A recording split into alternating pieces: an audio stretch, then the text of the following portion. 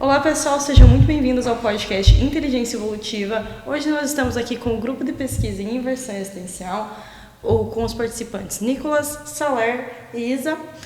Hoje a gente vai falar sobre o tema autoconfiança, autovalorização e autoestima. É um tema que está muito em alta hoje no Zeitgeist atual e que tem aí trazido vários problemas e dificuldades para a geração atual. Mas a gente vai conversar sobre isso logo após a vinheta.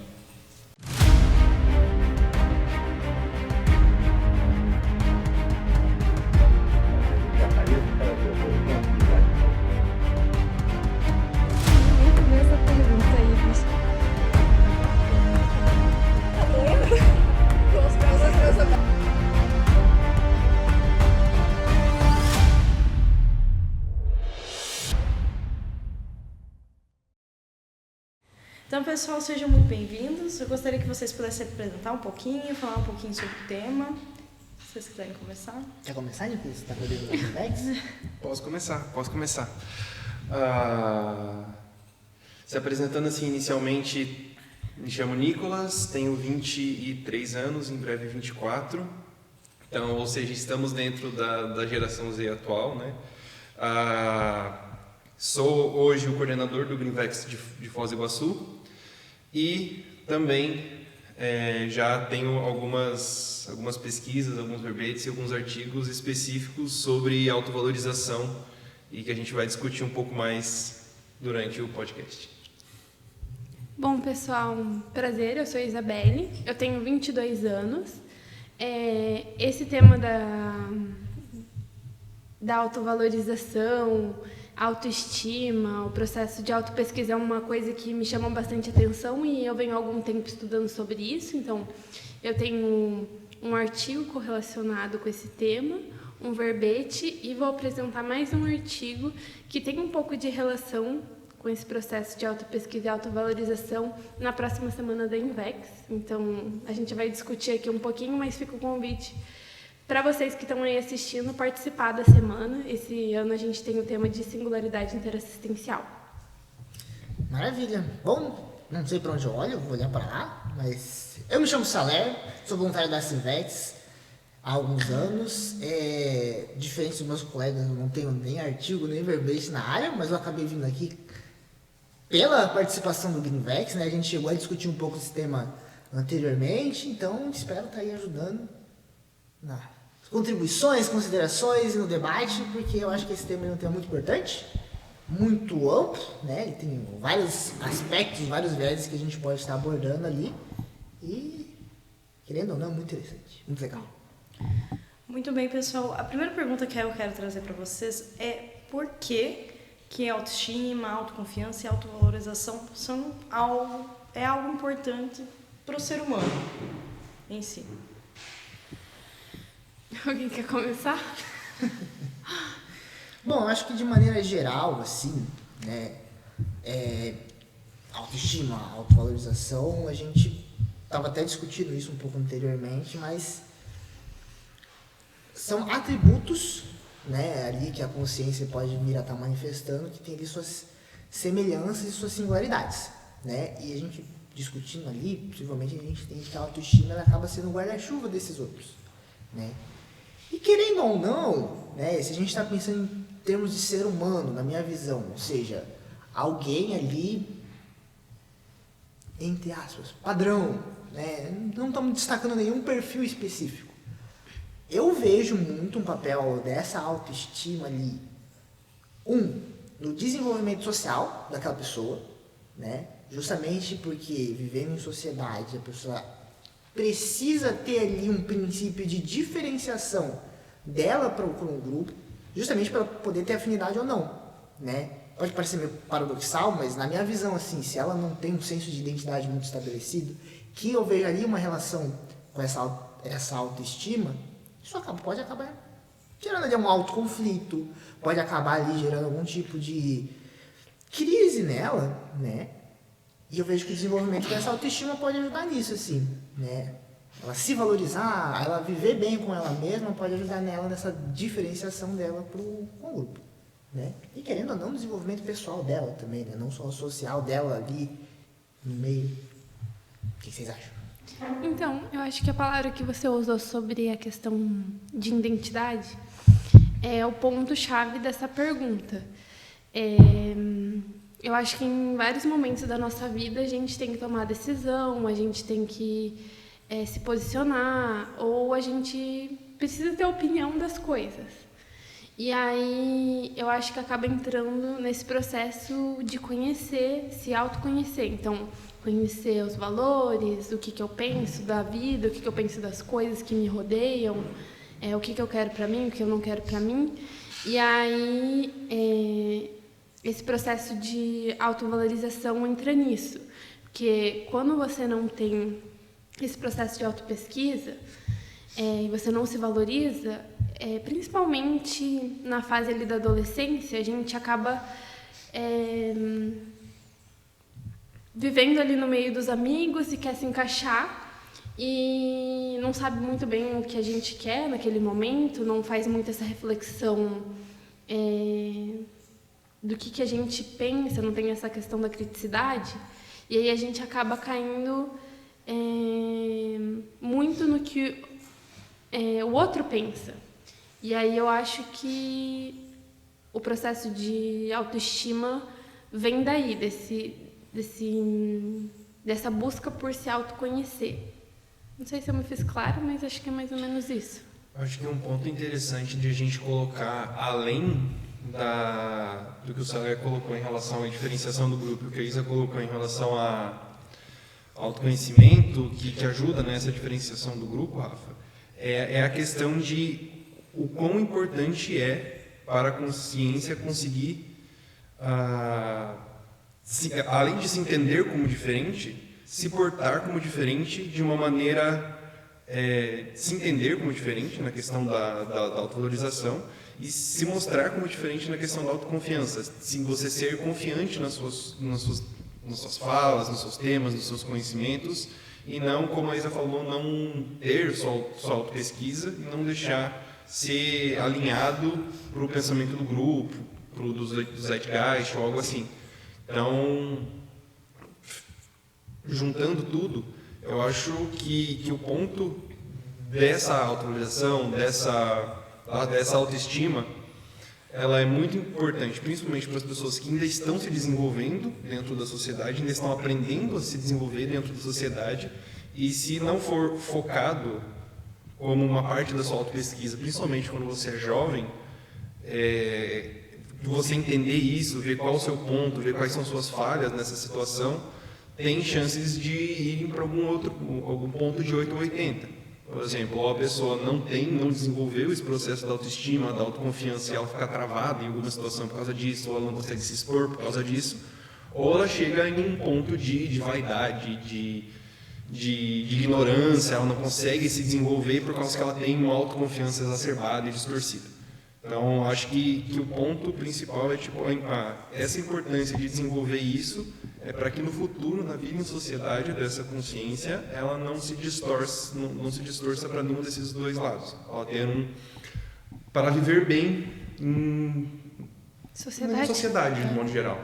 Envolve um nível de autorrealismo ali também, né? Não é só a autoestima pela autoestima, por não cair nessa vaidade, né?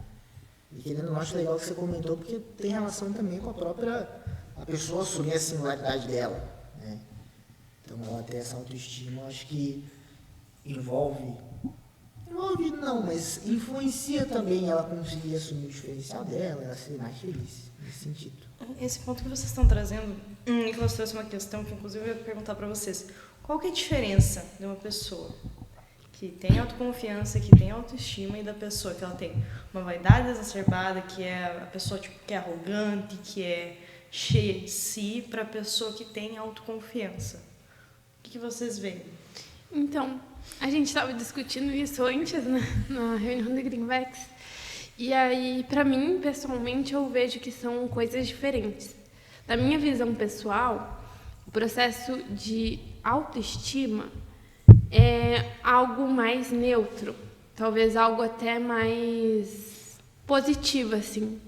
E aí esse seria o meio. E aí tem 2 pontos: a baixa autoestima onde a pessoa ali tem um processo de vitimização, de não ver as coisas positivas que ela tem uma visão assim, como se todo o resto fosse bom e ela não. Esse é um ponto. E aí tem outro ponto que daí eu daria um outro nome, que eu não lembro o nome que a gente usou no debate quando a gente estava falando, mas é tipo assim, eu acho que eu chamaria de narcisismo e não autoestima.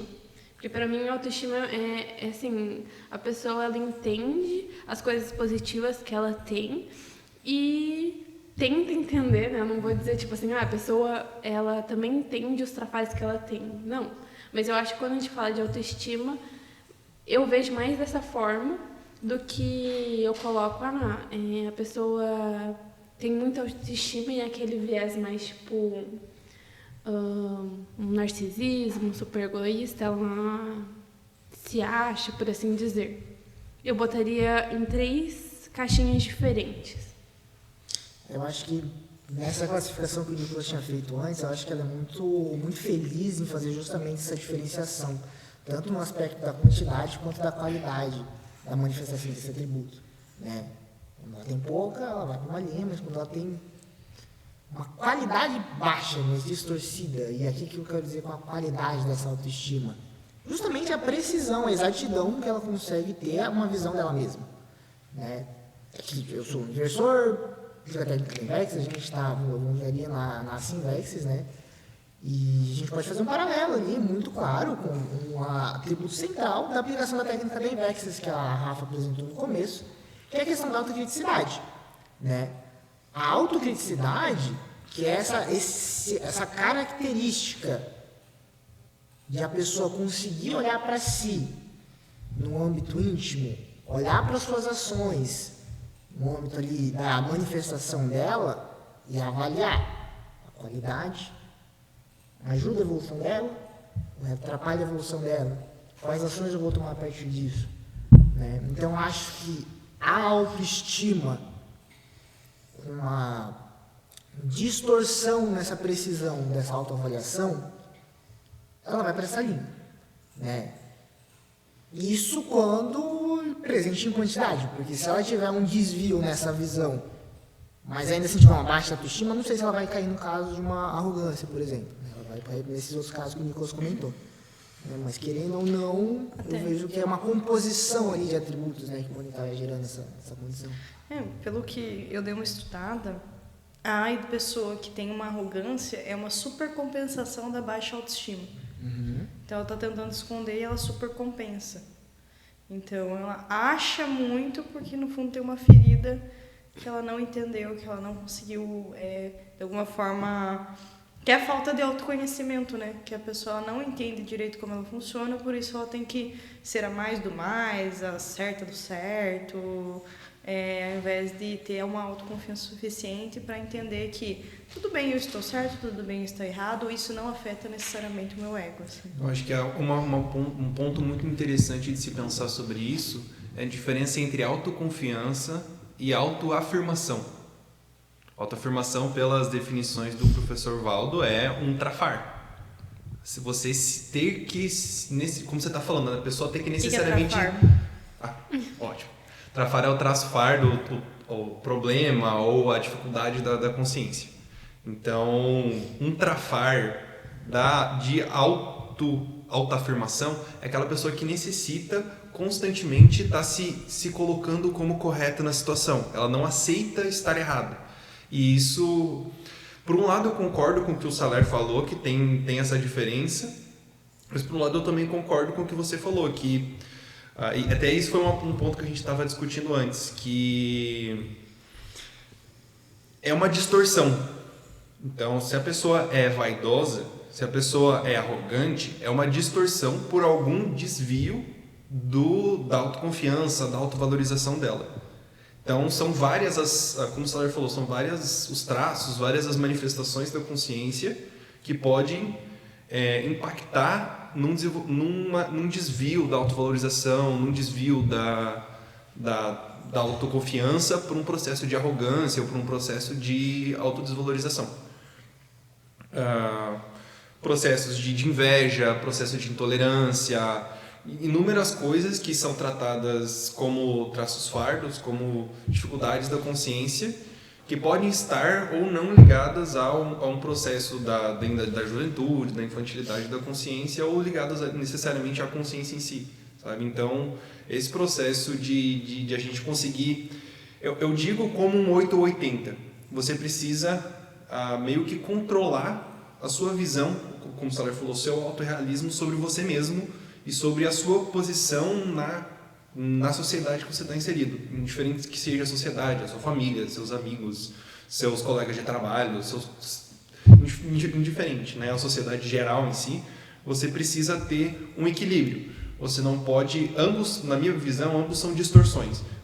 Tanto a arrogância, uma distorção mais, não é a maior no sentido de a maior, mas ela exacerba alguma coisa. Nunca cheguei a pensar muito qual seria a causa disso, como você falou, o processo de falta, algum ponto, alguma ferida que não foi curada, ou um processo de vitimização. Então, na minha percepção, são os dois caminhos que uma distorção da autoestima ou a distorção da autovalorização pode tratar. Pode acarretar assim, para uma consciência, principalmente no mais jovem, que ainda não tem como o Saler falou, um autoconhecimento, como a Saler falou, um processo de autoconhecimento, de entender onde se colocar, ainda está aprendendo a tentar se encaixar nos grupos e tudo mais. E como que vocês acham que a pessoa consegue fazer o diagnóstico se ela tem autoestima, autovalorização? Como? Olha, esse é um tema muito delicado porque a gente está constantemente tendo que pensar sobre isso, porque não é um tema que você fala assim, olha, agora eu consegui isso, agora acabou. Sempre tem, como a gente estava discutindo antes, sempre você alcança a autoconfiança, ou autovalorização, ou autoestima em alguns pontos, em outros você ainda tem um pouco de dificuldade. Você vai fazendo essa análise. Aí a tua pergunta é como que a gente faz essa análise, né? Eu vejo dois pontos principais. Um que a Isa já citou, que é a autopesquisa, você se conhecer, e o outro que o Saler já comentou, que é a autocriticidade. Você ter criticidade sobre as suas ações, sobre os seus posicionamentos, você se entender ali naquela situação, você se colocar naquele movimento. Eu vejo que uma questão central, que é muito interessante, que a gente pode começar, como o Nicolas comentou, eu acho que é uma variável de pesquisa aprofundada. Como eu convivo comigo mesmo? Né? Os 3 atributos que a gente está falando aqui têm o mesmo prefixo, auto. Então, avaliar a própria convivência com você mesmo, como que você fica quando você está sozinho, né? Eu acho que o primeiro passo, assim, para você, pelo menos, ter um diagnóstico se a sua autoestima ela é mais alta ou mais baixa, né? Aí, a partir daí, eu acho que a gente pode burilar cada vez mais, mas eu começaria por aí, assim, pelo menos no meu caso, avaliando, não, na época que eu cheguei a fazer esse tipo de autopesquisa, eu não estava pesquisando sobre autoestima, mas eu estava tentando entender como é que eu interagia comigo mesmo e caí na questão da autoestima. É por isso que eu acho que a autoconvivência, né, outra palavrinha com auto aí é uma coisa central, porque a pessoa pode avaliar, né, no contexto dela, no ritmo dela. Eu acho que se eu fosse responder isso com uma palavra, seria autopesquisa. E aí eu acho que tem vários vieses que a gente pode pensar dentro da autopesquisa. Tipo assim, primeiro que a autopesquisa é muito ampla. Então, a pessoa pode fazer movimentos individuais, movimentos em grupo. Vou dar um exemplo. Tem o próprio processo de autopesquisa, que a pessoa vai se propor, de alguma forma, ela vai ver alguma questão que ela tem ali, um trafar, como o Nicolas falou, um traço negativo que ela tem, que aquilo está incomodando ela, e aí ela vai pensar, poxa, eu preciso melhorar isso aqui, mas como é que eu melhoro isso aqui? Acho que eu tenho que tentar entender mais como isso funciona. Ela vai fazer algum movimento mais intraconsciencial, mais interno dela, Mas tem atividades, por exemplo, em grupo que vão ajudar ela em relação à autopesquisa. Então, por exemplo, às vezes essa pessoa vai fazer o movimento de ler sobre o tema, isso vai ajudar ela a se autopesquisar, porque ela vai ver um caso de alguma pessoa que já passou por aquilo e o que ajudou a pessoa naquele aspecto. Ela vai ver as coisas que estão correlacionadas com aquilo. Então, por exemplo, o Nicolas falou sobre o processo de inveja. Um tempo atrás, eu via que algumas pessoas que estavam na mesma faixa etária que eu e estavam desenvolvendo várias coisas, me despertava um incômodo, mas ao mesmo tempo eram pessoas que eu era amiga, que eu tinha muito carinho, gostava muito, mas aquilo me gerava um conflito, porque às vezes eu sentia que eu poderia estar desenvolvendo aquilo também, poderia estar melhor naquela área específica. E aí eu comecei a tentar buscar quais eram as coisas que estavam correlacionadas com o processo da inveja. E aí eu cheguei nesse tema de autoestima, porque eu via que eu não conseguia olhar as coisas positivas que eu tinha. Então, às vezes surge um incômodo e faz a pessoa tentar olhar todas as variáveis em torno daquele incômodo, e aí ela vai ver, sei lá, ela conversa com as pessoas sobre aquilo, e aí é um movimento mais, assim, não é tão interconsciencial, ela está fazendo uma pesquisa de campo, por assim dizer, conversando com as pessoas, tipo, olha, eu percebo isso, eu sinto isso, já aconteceu com você? Ou ela vai ler sobre aquilo, ou ela vai nos grupos que ela participa, por exemplo, a gente aqui está dentro do voluntariado, e eu acho que o Greenvex me ajudou muito a desenvolver várias coisas. Eu lembro que quando a gente estava no Greenvex Foz, e aí a Rafa ainda estava, o grupo tinha outras pessoas, a gente resolveu fazer uma pesquisa de singularidade do grupo. E aí a gente desenvolveu uma tabela, e aí fez uma atividade que era tipo uma oficina. E aí a gente tinha um tempo definido e todo mundo ganhou uma tabelinha que a gente tinha elaborado, e a tabelinha era um trafor da pessoa, uma situação que a pessoa já tinha usado esse trafor e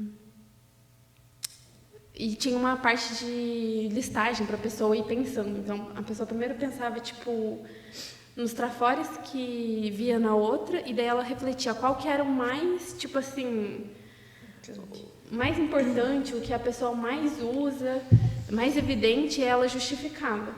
Isso foi um movimento em grupo que me ajudou muito a identificar vários trafores, porque aí a gente também teve a oportunidade das pessoas darem feedback. Então, você é muito boa em tal coisa. E você, naquela atividade, naquele momento, você, tipo assim, mostrou isso nessas situações. Então, era uma coisa bem prática. Então, eu acho que tem vários aspectos, assim. Explica pro pessoal o que é trafor. Trafor é o contrário de trafar. Então, é um traço positivo, é uma qualidade da consciência. Traço força. É um traço que a pessoa tem, que é muito bom.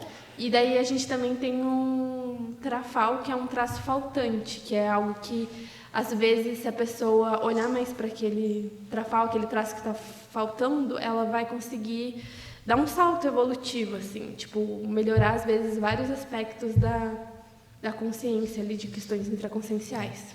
Uma outra variável que eu acho interessante nessa pergunta da Rafa, que tem um pouco de ligação com o que eu comentei no começo do processo da diferenciação da consciência a partir da autoestima, no contexto que a gente sempre fala, do inversor, do jovem, a série de benefícios que, por exemplo, sair da casa dos pais pode gerar.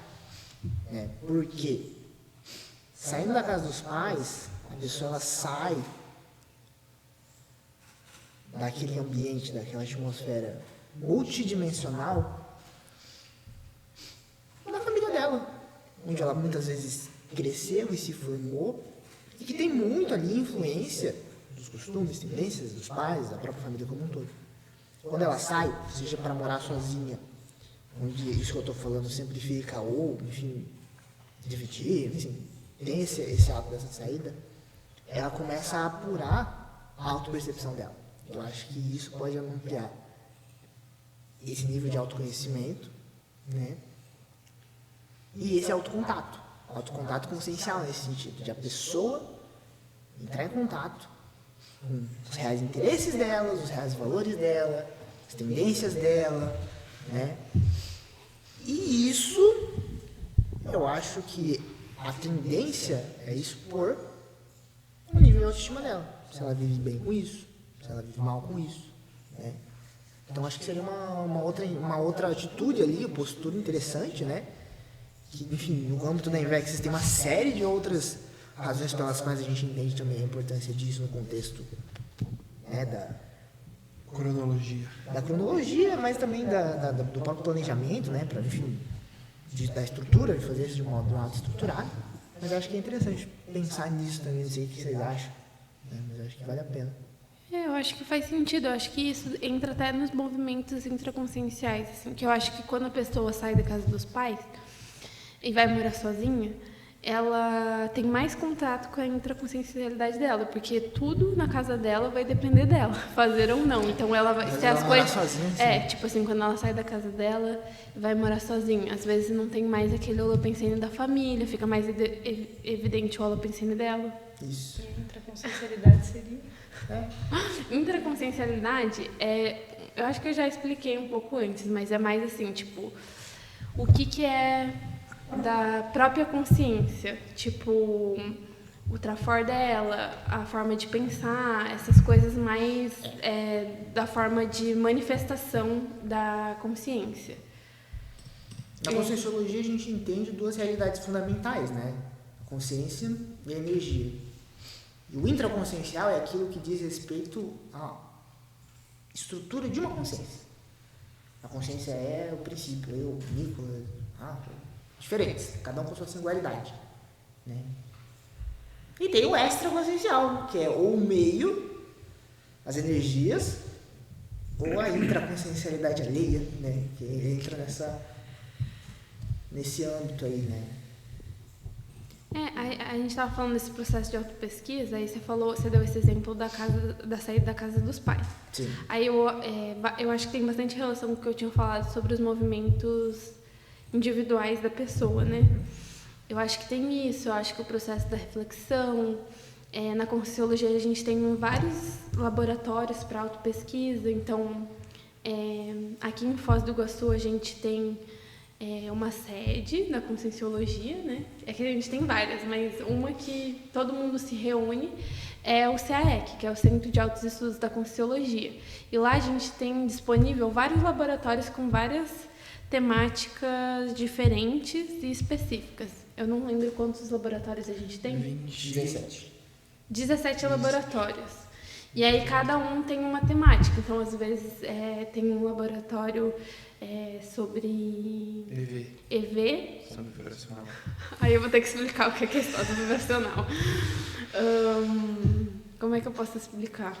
Basicamente, ele auxilia você a entender sobre o processo das suas energias, né? Sendo bem sintético.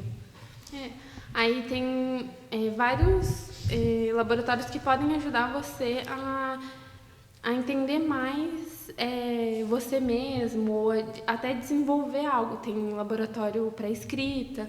A própria escrita eu acho que é uma coisa que ajuda muito nesse processo da autopesquisa.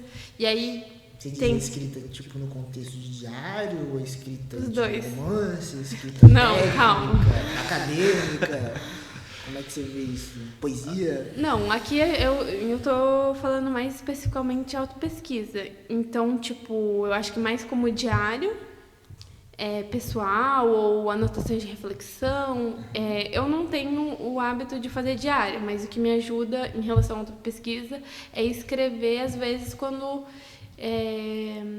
eu tô sentindo, sei lá, tô me sentindo angustiada e eu preciso refletir sobre isso. Nesses momentos que eu sinto que eu preciso de um maior nível de reflexão, são os momentos que eu gosto de fazer essa escrita. E aí eu diria que essa escrita é tipo uma escrita pessoal.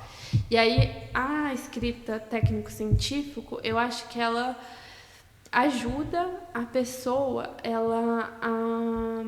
às vezes, colocar uma metodologia para as ideias que ela está tendo. Então, às vezes, ela tem um traço positivo que ela já desenvolveu, e aí ali ela consegue ajudar outras pessoas, colocando, tipo, eu elenquei que esse traço positivo que eu tenho tem esses aspectos, e essas coisas me ajudam para uma outra coisa, tipo, a desenvolver um trabalho assistencial, por exemplo. Você acha, então, que, por exemplo, a autoexposição pode ajudar a pessoa a entender mais a autoestima dela? Tipo, ela buscar... Porque, pelo que você tem escrita pessoal e essa escrita técnico-científica que você comentou, né? Uhum. E essa escrita técnico-científica, pelo que eu entendi, ela é publicada de alguma forma, para as pessoas verem, não é? Porque ela diferencia do pessoal. Sim. Então, você acha que faz sentido pensar que a pessoa ela se expor, seja no âmbito das ideias, ou talvez no âmbito da comunicação? Isso pode ajudar ela a medir o nível de autoestima, autoconfiança, Eu acho da que autovalorização dela? eu acho que depende da consciência, assim. Depende das tendências da pessoa, eu acho, né? Porque, por exemplo, se a pessoa ela tem mais dificuldade de se expor, se ela tem mais ela é uma pessoa assim que é muito insegura, então ela fica esperando a aprovação dos outros. Eu acho que a questão de tentar desenvolver a comunicabilidade para desenvolver essa questão de ter que se posicionar é uma coisa interessante. Agora, tem consciências que talvez não seja tão interessante essa parte de se expor tanto. Eu acho que depende do caso, assim. Eu não consigo ilustrar aqui, mas acho que caso a caso. De teste seria uma possibilidade. Se eu fosse falar do meu caso pessoal, acho que sim, acho que me ajudou, porque aí eu consegui ver que a minha forma de ver e como eu resolvi as minhas questões pessoais, como é que eu via as coisas, eu acho que ajudou outras pessoas. E me ajudou também, porque as pessoas dão sugestão. É uma oportunidade quando você publica ou você apresenta as suas ideias, das pessoas falarem do ponto de vista delas também. Eu acho que o ponto da autoexposição é o seguinte, com relação à autoestima. Quando você se expõe, você naturalmente tem feedbacks. O feedback, às vezes, é o olhar da outra pessoa, ou é um feedback direto, ou o nível de aceitação. E o como você reage a isso passa a ser uma forma de você entender se você tem uma autoestima suficiente para expor as suas ideias com sinceridade, receber um feedback, saber se isso te afeta ou não. Se te afetou, talvez vale a pena trabalhar mais a sua autoestima. Talvez você entenda que a autoestima ainda é uma coisa que precisa ser mais valorizada. Aí a pessoa ela pode olhar ou não. Como também tem gente que se expõe à vontade e isso também serve como diagnóstico da autoestima. Então, se eu me exponho à vontade sem problema nenhum, isso também é um diagnóstico. E aí, para complementar, como vocês falaram, tudo, absolutamente tudo, a forma como você pensa, a forma como você reage serve como diagnóstico do processo de como você se vê. Então, é uma coisa muito simples. A pessoa fala assim, posso tirar uma foto aqui? Sua, tipo, por exemplo, a gente vai fazer uma viagem amigos, posso tirar uma foto sua? A pessoa fala assim, não quero, não estou me sentindo bem. Mas às vezes naquele momento era um processo de registrar. Daí a pessoa pensa, por que eu reagi assim? Eu reagi dessa forma porque eu não estava me sentindo bem no ambiente. Mas tem relação com a minha autoestima? Não tem relação com isso? Então tudo vai servir de processo para a pessoa entender. Como que ela vai analisar isso? Aí entra aquilo que a Isa falou, anotar, registrar. Escrever funciona porque a memória falha, então a pessoa consegue buscar depois essas informações, né? Isso que eu ia comentar, mais ou menos o que a Rafa falou, é que para mim, no caso da autovalorização, no caso da autoestima, da autoconfiança, a autoexposição para mim, ela serve como um controle, ela serve como um teste. Então, por exemplo, concordo ainda com o que a Isa falou, que cada caso é um caso, vai ver da pessoa. Tem pessoas que têm uma tranquilidade imensa para falar sobre temas superficiais, mas se elas vão tentar falar sobre um tema um pouco mais aprofundado ou sobre um detalhe especial dela, já é mais difícil e tal. Vai de caso a caso, o ser humano é muito complexo. Mas como funcionou para mim no meu processo? Era extremamente contraditório, porque eu gostava de falar, eu gostava de conversar, eu gostava de me comunicar, mas eu tinha certos problemas em falar sobre algumas coisas. Então, teve que ser feito um movimento de dois lados, no meu caso. No caso da minha autoconfiança e da minha autovalorização, da minha autoestima. Eu tive que conseguir aprender a falar menos e a falar com mais conteúdo. Então, conforme eu fui falando, conforme eu fui me expondo, eu fui recebendo os feedbacks. Como você falou, né? Quando você se expõe, você abre espaço para receber os feedbacks. Até foi uma escolha minha, por exemplo, dentro do voluntariado da Sinvex, estar dentro da área antes de comunicação, hoje de marketing, que é uma área que a gente está diariamente exposto a feedback de um trabalho seu. Não é como um feedback da sua vivência ou da sua pesquisa, mas se eu não consigo estar tranquilo com o feedback de algo que eu fiz, que não é necessariamente sobre mim, como que eu vou reagir a um feedback sobre mim? Se a pessoa chegar na sua cara e falar, olha, você tem esse e esse problema, se você não conseguiu ficar tranquilo, por exemplo, com um vídeo que você editou e ficou mal cortado, ou algo assim dentro da área de comunicação e de marketing, você não consegue fazer isso. Então, você está constantemente se expondo, serve para você se alinhar, como você falou, tipo, o que eu preciso prestar atenção agora? Tá, eu já consigo me expor, eu já não tenho mais esse travão de não conseguir me expor. Tá, mas qual que é a minha reação depois que a pessoa fala para mim? Eu fico antagônico, eu ignoro, eu fico me auto-vitimizando, ou eu ataco a outra pessoa de volta, e aí a gente começa a fazer uma auto-pesquisa da sua própria consciência, né? E eu acho que uma parte importante de a gente tocar aqui é como a gente pode fazer para desenvolver isso, né? Técnicas e tudo mais. Eu acho que a mais importante e a mais básica para a gente começar a se entender, principalmente entender como funciona a nossa autovalorização em si, é dentro do CPC, que é o Código Pessoal de Cosmoética, que são basicamente cláusulas que você define para a sua própria manifestação, para a sua própria vida, e ela pode ser das mais diversas causas, dos mais diversos pontos que você queira mexer naquele momento, ou dar atenção naquele momento, mas é sempre interessante você fazer isso desde jovem, né? Desde que você comece a entender a importância da autopesquisa, e você colocar cláusulas ali de pontos que você acha interessante dentro da sua manifestação de autovalorização ou de falta de autoconfiança ou falta de tranquilidade para expor as suas ideias e tudo mais. Então, é algo que a gente está constantemente mexendo. Então, essas cláusulas, por exemplo, durante muito tempo eu tive uma cláusula que é básica, que é simples. Eu vou expor a minha ideia em todas as aulas que eu tiver.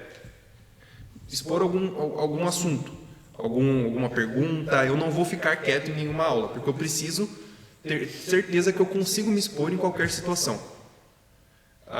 Mas também a gente pode colocar que você colocar algumas coisas sobre reflexão de feedback, sobre anotações, sobre algumas coisas do pós-fala em si, né? Então, são vários pontos que você pode ir prestando atenção, na minha percepção, e que o CPC ajuda muito a desdramatizar essa situação, a entender, a colocar por pontos pequenos, e depois essa reflexão de como você está agindo em relação a isso forma se você está avançando nesse processo da autoestima, se você está estagnado e tudo mais, na minha percepção.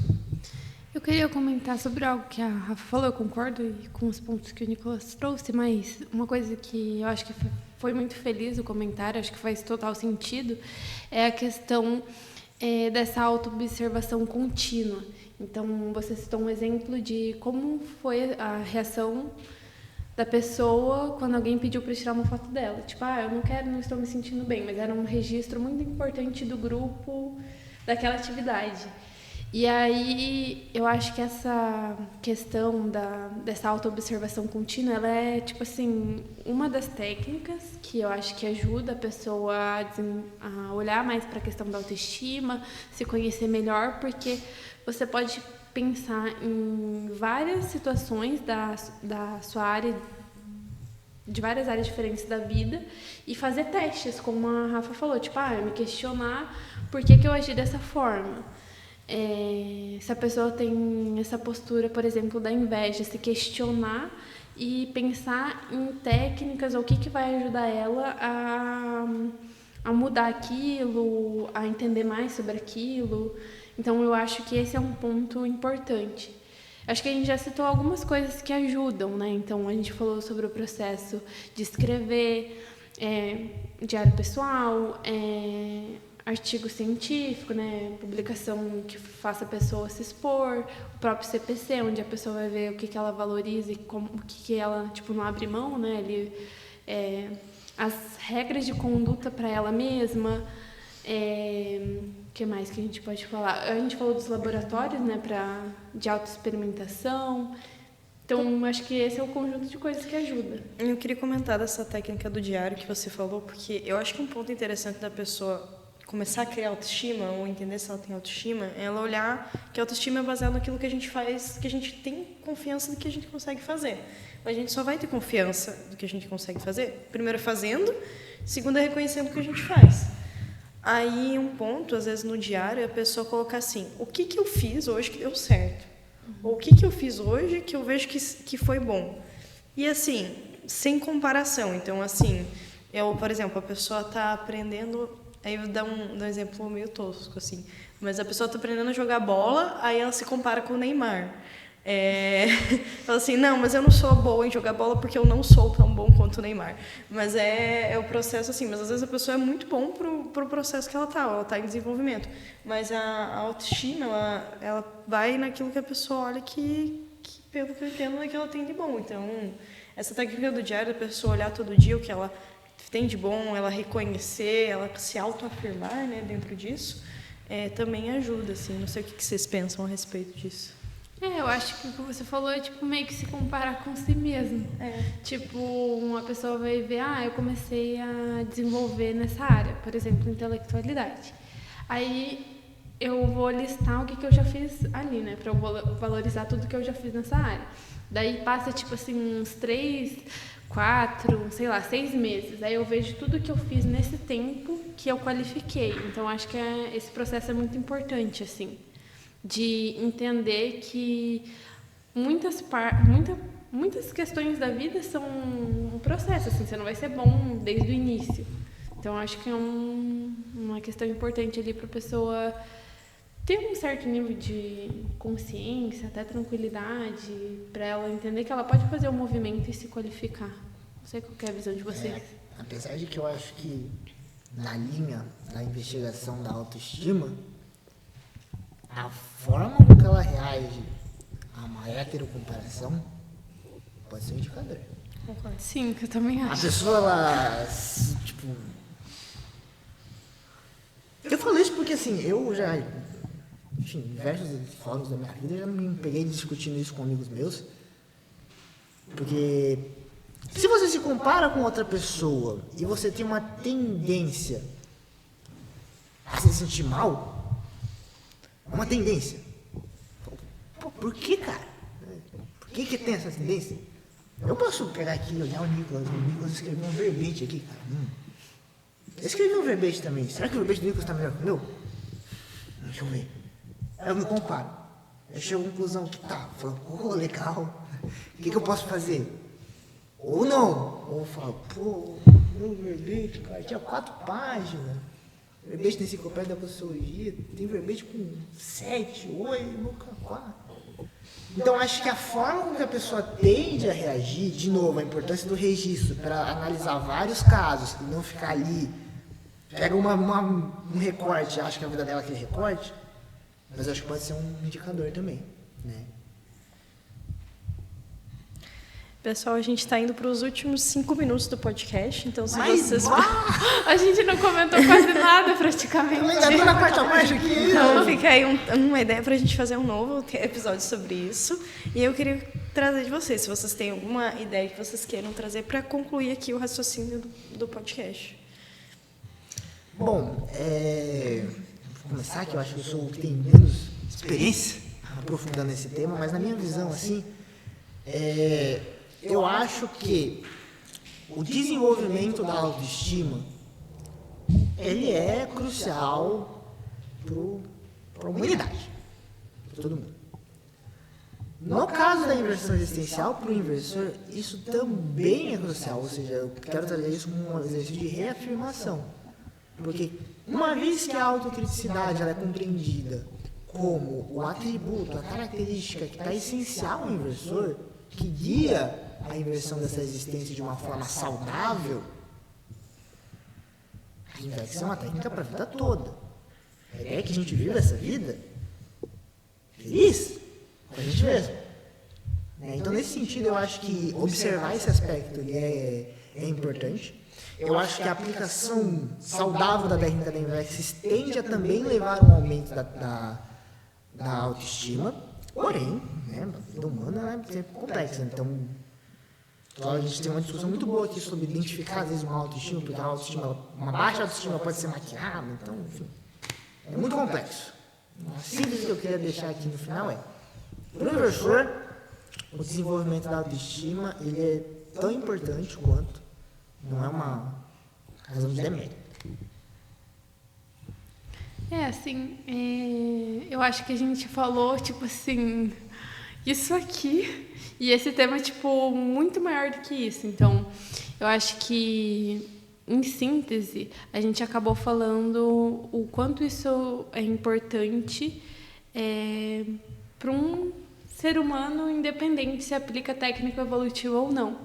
Mas como a gente está falando aqui com um olhar, aplicando a técnica da Invex, esse processo de autoestima, ele é muito importante. Na minha visão pessoal, eu acho que quando a gente não confia, no que a gente está fazendo, às vezes a gente até não assume coisas que a gente precisa fazer, porque às vezes a gente é muito bom naquilo. Então, a Invex, ela é uma meta, ali de otimização máxima da vida humana. Mas essa otimização máxima da vida humana é para quê? É para atingir a programação existencial. Então, o que a gente escolheu lá no curso intermissivo que a gente iria realizar aqui nessa vida intrafísica.